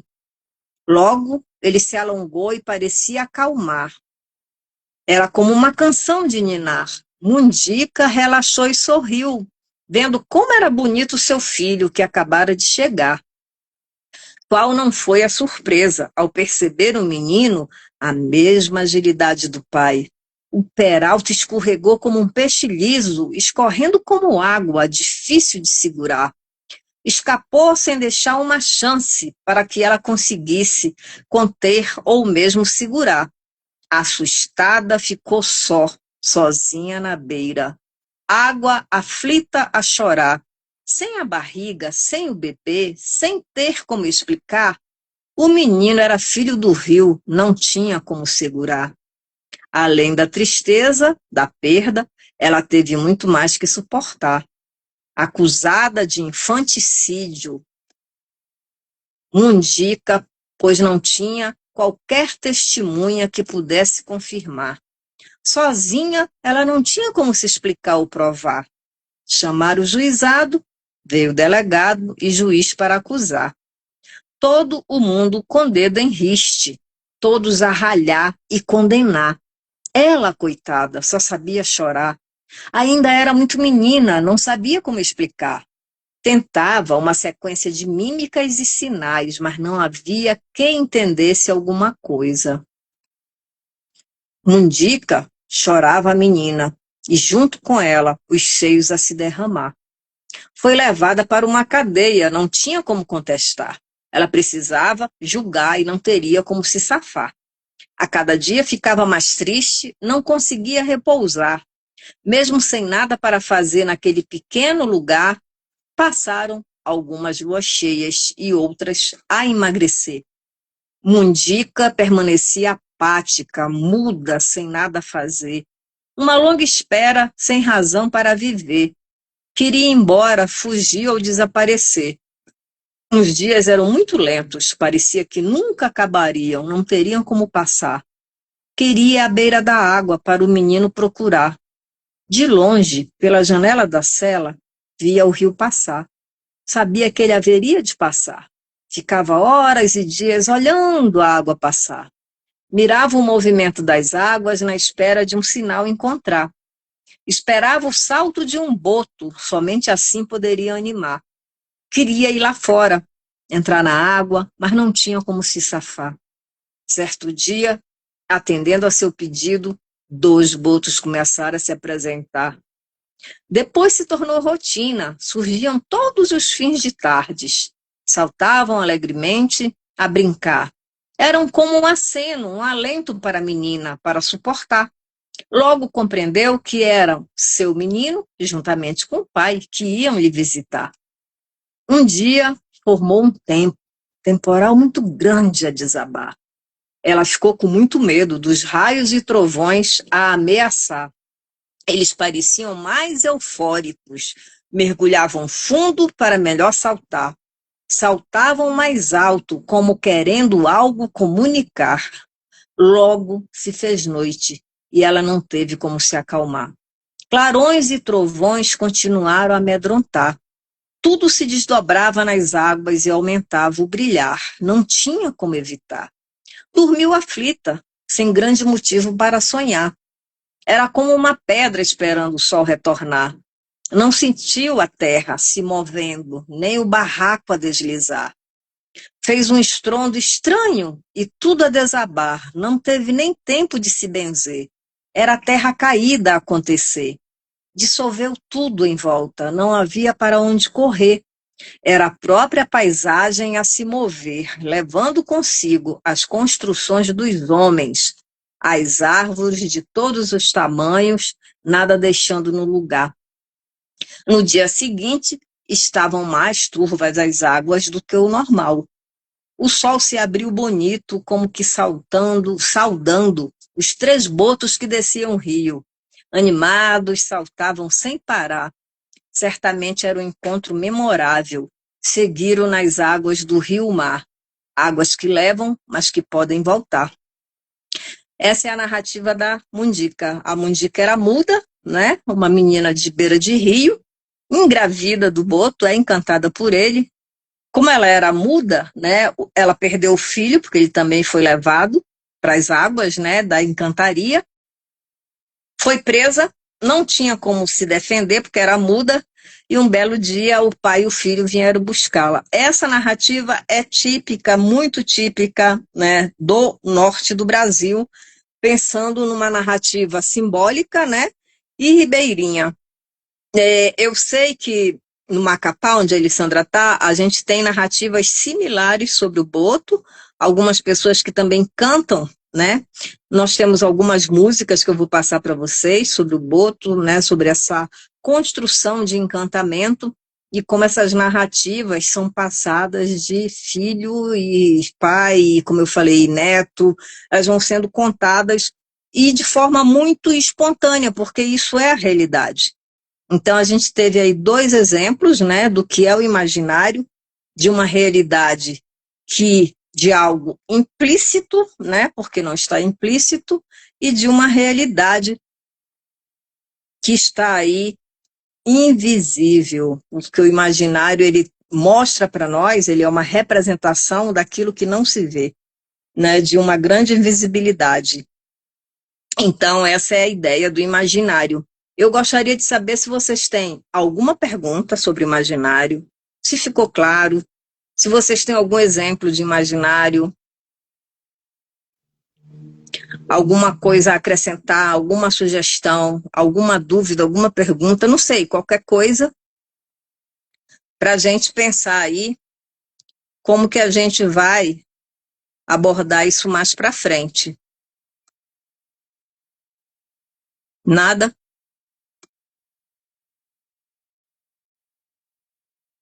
Elisandra, Fátima, tá tudo certinho aí? A gente tem aí muito mais coisa aí para pensar, mas eu não quero avançar hoje. Hoje era para a gente começar a pensar o porquê, né, do curso, qual é o sentido. Ele tem aí todo esse sentido que eu falei para vocês, de pensar num tempo mítico, num tempo lento, de fazer uma pausa, né, de pensar como esse imaginário está presente na nossa vida, ele não está dissociado da nossa vida, e pensar aí como o símbolo aparece nesse contexto, como uma teia, né, que envolve tudo isso. Porque aí na outra semana a gente já vai pensar no símbolo. Ah, Fátima, tudo bem, tranquilo, porque é isso mesmo, né? Depois que a gente ouve isso com mais tranquilidade, a gente começa a pensar, não tem nenhum problema. Como eu disse, vocês podem perguntar ou individual para mim, né? Ou perguntar lá no grupo, ou sugerir, ou, né? Pensando aí como que a gente faz isso. Quando a gente concluir aqui, eu baixo, né? E gravo isso. Eu creio que ainda hoje eu estou mandando para vocês lá no grupo, tá bom? Eu fiz um grupo até para a gente se comunicar, perguntar, falar. E a gente vai encerrar por aqui, então, porque a gente vai pensar mais e pensar no simbólico, tá? Pensar o quanto o símbolo, né, ele transforma a realidade, o quanto ele é essa teia que foi falada aqui, ele é uma metamorfose, ele envolve arquétipo, mito, narrativa simbólica aí, claro, né, pensando nas narrativas de Beirinha e pensando também no imaginário. E aí eu quero dedicar a outra semana só para falar do símbolo. E também a gente sempre vai trazer alguma coisa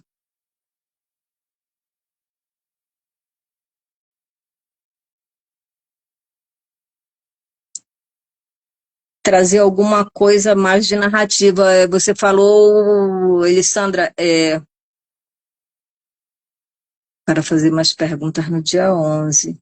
Sim, tudo bem.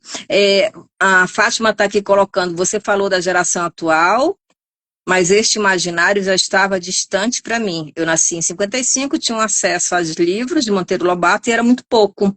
Sim, esse imaginário já estava distante para você porque a nossa geração era uma geração de livros. Eu lembro que quando eu tinha 18 anos, que eu encontrava meus amigos, a gente dizia, que livro você está lendo? A gente perguntava, né? Ah, eu tô lendo esse, você gostou? Ah, eu te empresto. Você, o que que achou daquele personagem? Como que ele foi construído? Ah, você gostou? Ah, vou te emprestar. E você, tá lendo o quê? Então, a nossa pergunta era, você tá lendo o quê? Querendo ou não, essa era a nossa geração. Você tinha pouco acesso a livros, como você disse, esse imaginário estava afastado, mas não era como hoje, era outro contexto. É um pouco pensando aí quando a gente fala, né, da Revolução Industrial. Você tinha um outro tipo de imaginário, que não era voltado para o celular. Hoje se lê livros até no celular, não é mesmo? E textos, enfim, a gente passa isso tudo pelo celular. Então, cada vez mais a gente se afasta. Mas o pouco que de livros que você tinha acesso, você tinha narrativas. Se eu dissesse, Fátima, você chegou a ver um pouco do Sítio do Pica-Pau Amarelo, criado pelo Monteiro Lobato? Vamos supor, né, que você diga sim. Aí eu vou falar, o que que você achava do Visconde de Sabugosa? Como que você via a Emília? Você lembra quando ele falava da Cuca, né? Então, assim, você tem uma narrativa para me devolver. É diferente, não é? Então, esse imaginário, por mais distante que tivesse de você, ele estava presente na sua vida. Agora, se hoje eu falar para um adulto aí, né, um jovem de 18 anos, você conhece o Sítio do Pica-Pau Amarelo? Ele vai dizer, ah, não, não sei o que é isso, entendeu? E também pensando, eles têm os doramas, como eles falam, né? Tem muito desenho japonês aí que eles conhecem, com outras narrativas e personagens, inclusive. Mas quando, e tenho sobrinhos jovens nessa idade, de 18 anos, quando eu pergunto, eles só dizem é muito legal. Não tem uma narrativa por trás. Ai, sabe o personagem tal? Nossa, ele é legal. Ou eles usam né, um palavrão para dizer o cara é isso, o cara é aquilo, aquele guerreiro tal é isso, e aí vem um palavrão junto, né? Mas a narrativa não vem. Eu não consigo ouvir de nenhum sobrinho meu uma narrativa. Eu que digo assim, mas me explica, né? Eu forço a barra ali. Me explica, esse herói aí que você gosta tanto tem o quê? Por que que você gosta dele, por exemplo? Que aí você começa a entrar no imaginário, né? Mas, no geral, eles não têm uma narrativa. Quando eu falo desse imaginário, eu quero mostrar que ele é uma narrativa daquilo que está invisível, daquilo que precisa ser evocado, de uma ausência, não é? Daquilo que está implícito. Então, você tinha, por pouco que você tivesse, né, uma narrativa sobre o Monteiro Lobato. Não é, Fátima? Você pode responder?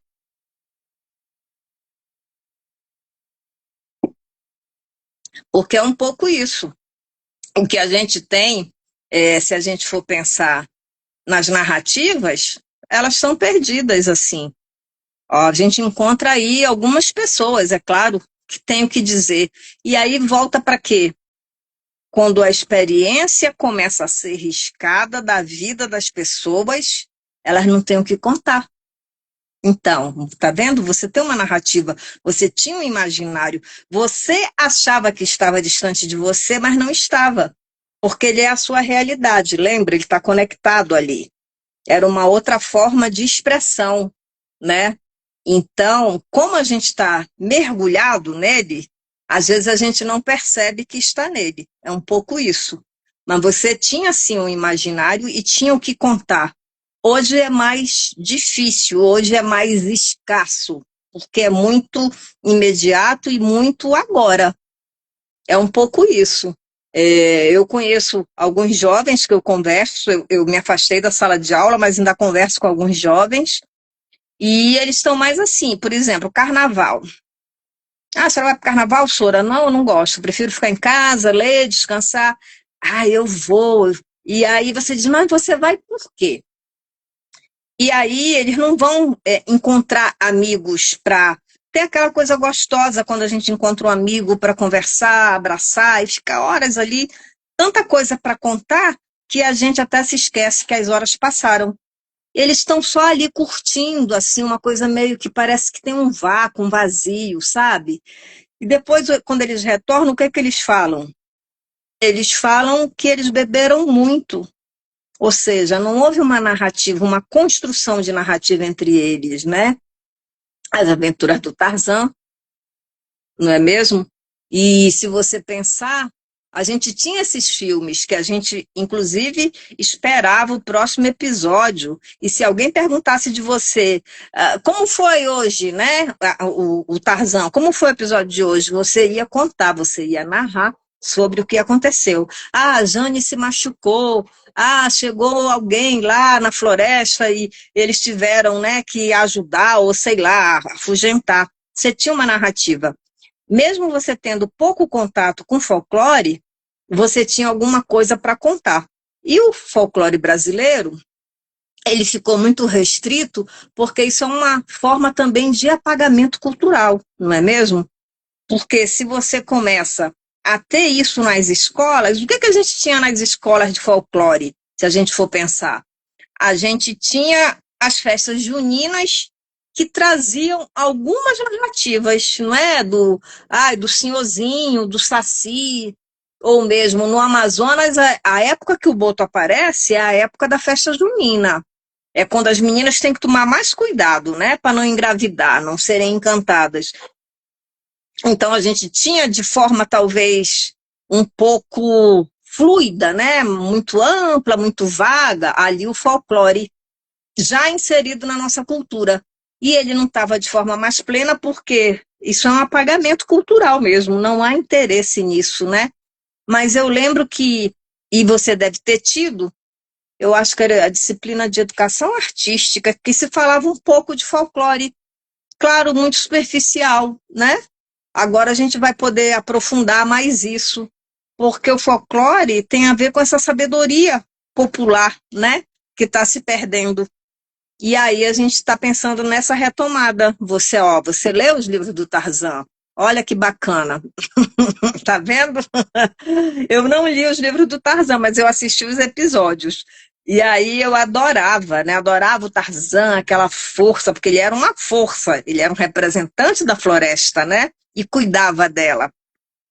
Então, você que lê os livros, você tinha muito mais riqueza de narrativa do que eu que assistia um episódio.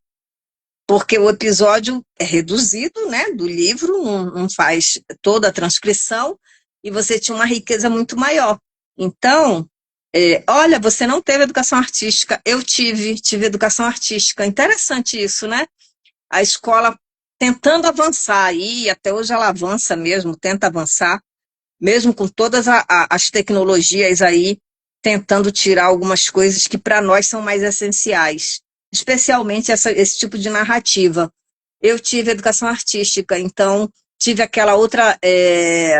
Tinha uma outra aula que era para a gente aprender a bordar, aprender a pintar, além, né, da educação artística, aprender a plantar, que era a aula de jardinagem, tinha aula de corte e costura, então eu tive aulas cada uma vez na semana, né? E aí era para a gente aprender alguma coisa, só que naquele momento para nós às vezes era meio chato, dependia do professor, a gente tinha que conversar, porque esse trabalho artesanal de arte, que ele é muito, né, feito com as mãos, nesse sentido é artesanal, que é um processo de criação, te dá um tempo de reflexão e te dá um tempo, inclusive, de narrativa, que é esse tempo lento, que é uma coisa de longo prazo. Quando você está criando, você leva um tempo ali, você não chega lá e diz, isso aqui está pronto, vou fazer de qualquer jeito ali, né? E vou no chat GPT e vou jogar e ele vai me dar uma coisa pronta. Você não vai fazer isso, você vai construir a sua narrativa. Interessante você não ter tido isso na escola, aprendeu na comunidade. E que é bem legal você ter aprendido na comunidade. Porque a comunidade, nas comunidades há um encontro, né, de identidade, de pertencimento e até mesmo de troca de narrativa. Eu fui uma vez aqui em Belo Horizonte, ali no bairro do Prado, numa igreja que no momento me escapa, conhecer o trabalho das bordadeiras. E eram senhoras, né? E o que era muito interessante é que elas estavam com seus trabalhos e você sentava para conversar com elas, se quisesse, e cada uma tinha uma narrativa sobre a comunidade, sobre a importância daquele trabalho delas estarem reunidas, que elas bordavam juntas durante 2 vezes na semana, e o porquê delas escolherem aquele tipo de bordado. Então você vê o quanto as comunidades trazem narrativas para nós, né? A comunidade, ela é um espaço menor da sociedade, né? Então consegue agregar outros valores e transmitir isso. Eu tive isso na escola e tive pouco contato com a comunidade, diferente de você.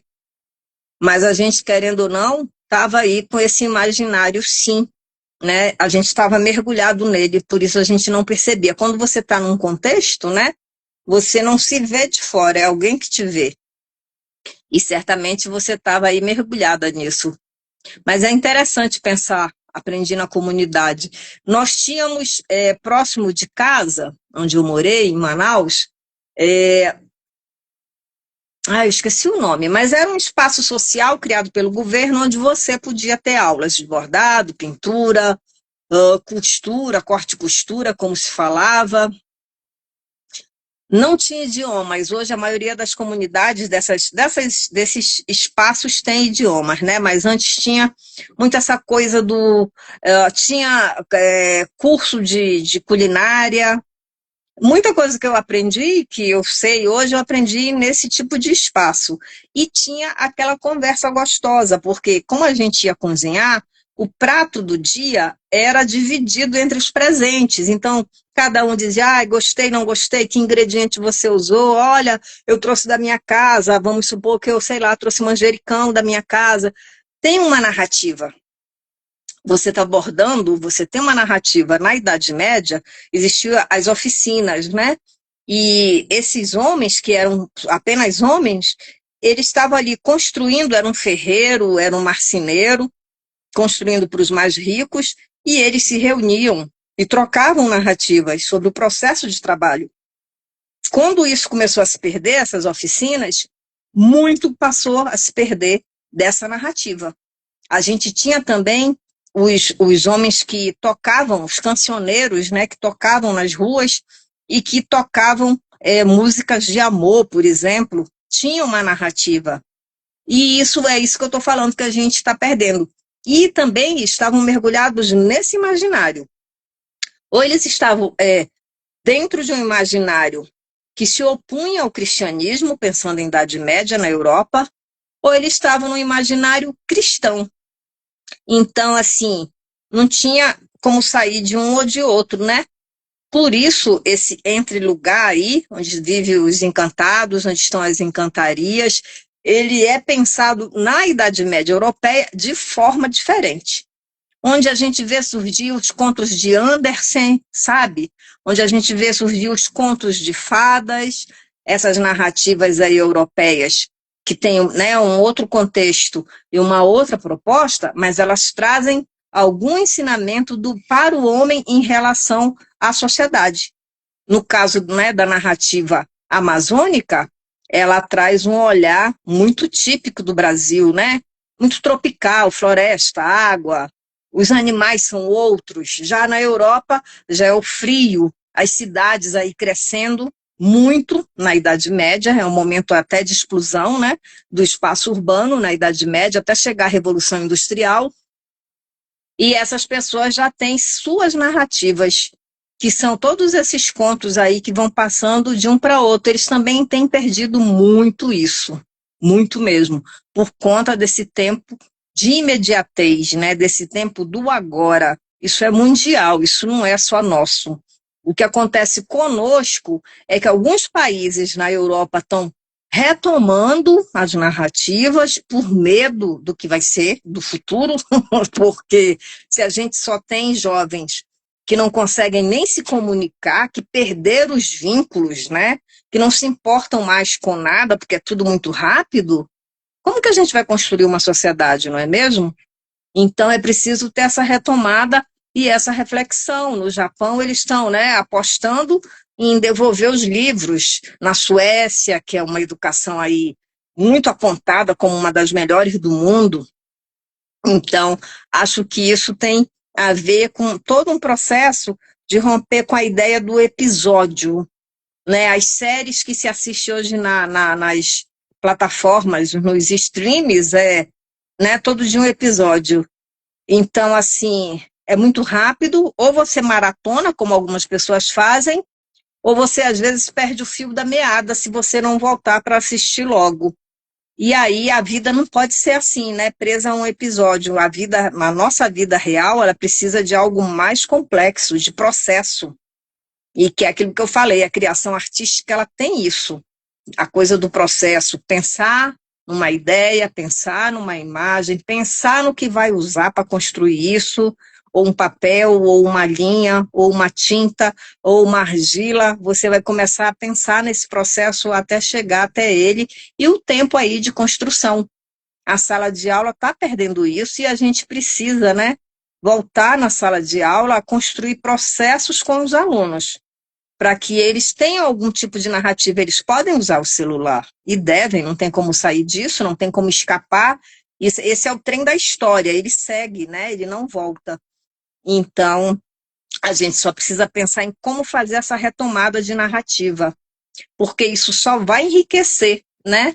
Tanto a sala de aula, como todos os processos artísticos, para a gente chegar numa exposição e sentir o prazer de ver uma obra que você diz aqui teve um processo. Não é mesmo? Algumas obras a gente vê de forma bem ampla e a gente fica perguntando, mas como isso aconteceu? Já outras, você diz aqui, tem um processo e você pode ficar ali horas pensando naquele processo. Isso é muito bom, é uma forma de ser absorvido por uma narrativa, né? Uma forma de pensar que os narradores precisam voltar, para que a gente tenha aí muito mais riqueza, né, no sentido cultural, no sentido de trocas, né, por conta disso, sociais, pensando em convivência social, pensando em vínculos. A gente precisa dessa retomada dos narradores, porque esse Ribeirinho que está ali, né, propondo ou contando uma narrativa como da Mundica, ele é um narrador. Ele ouviu isso de alguém, ele tem como contar isso. Eu, quando era criança, e eu tinha 11 anos, eu fui a primeira vez para o interior, porque eu nasci na capital, e eu fiquei muito impressionada com o que eu ouvi.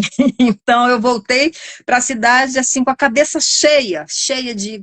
Eu via aquelas coisas que me contaram saindo da minha cabeça, sabe? Os balãozinhos. Uma das narrativas era uma senhora que tomava-se banho no rio, né? E ela contando que ela estava no rio, na canoa, foi buscar alguma coisa no vizinho, e quando ela voltou, o boto começou a seguir.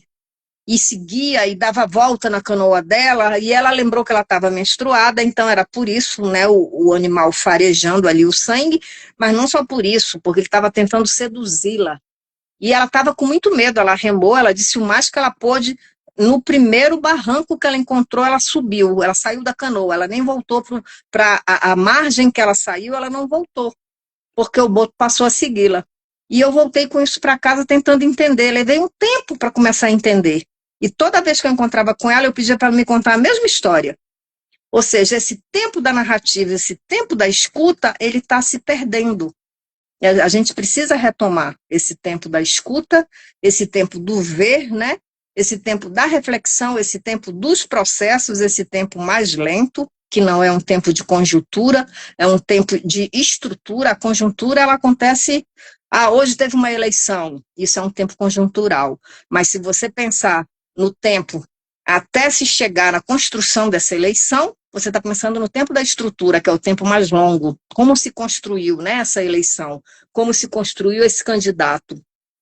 E aí a gente precisa desse tempo de estrutura, que é o mais lento, e de escuta, para a gente, acho que, trazer alguma coisa aí de inovador e de problemático, no sentido de problemas a serem pensados, né?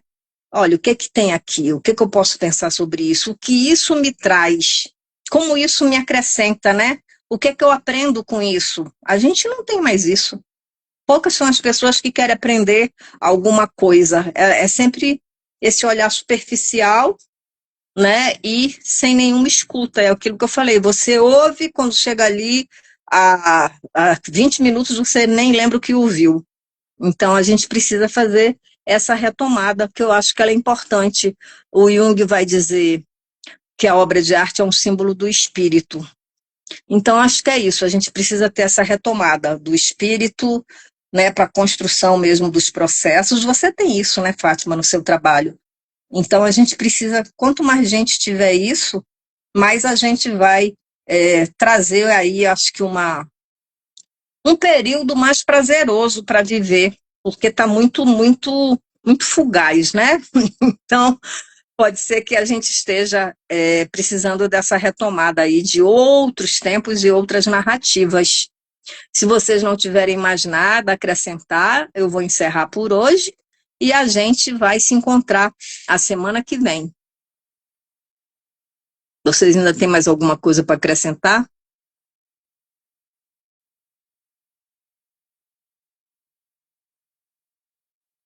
Então, eu me despeço, agradeço a presença, obrigada. A semana que vem, certamente, teremos outras pessoas aqui, né? Porque hoje muita gente não pôde, mas isso não é um problema, porque vocês vão receber os vídeos. Então, tudo tranquilo, eu que agradeço, gratidão pela presença. Eu acho que a gente tem muitas trocas, muito aí, né, a conversar e a trocar mesmo, no sentido mais positivo. Então, bom dia, Fátima, bom dia aí, Elissandra, e a todos os outros que vão depois assistir esse vídeo. Até mais. Até a próxima, Fátima.